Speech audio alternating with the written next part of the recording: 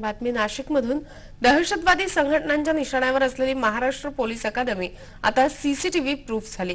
महाराष्ट्राची शान असलेली ही अकादमी तब्बल 1 कोटी रुपयांचा खर्च करून कडेकोट सुरक्षित करण्यात आली आहे।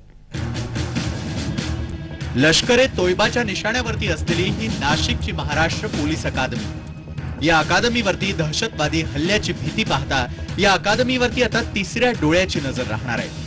नाशिक पोलीस अकादमी आता सीसीटीव्ही प्रूफ करण्यात आलेली आहे। प्रवेशद्वाराजवळ, प्रशिक्षण अकादमीजवळ तसंच अधिकाऱ्यांच्या निवासस्थानाजवळ अत्याधुनिक आयपी कॅमेरे बसवण्यात आलेले आहेत। 360 अंशाच्या कोनात फिरणारे हे कॅमेरे अकादमीच्या कानाकोपऱ्यात टेहळणी करणार आहेत।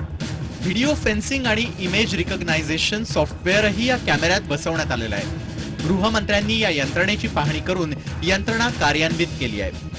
एका बाजूने ही सिस्टीम केल्यानंतर इथं सर्व्हर आल्यानंतर आज नाशिक शहरामध्ये सुद्धा ट्रॅफिकचे खूप मोठे प्रॉब्लेम आहेत।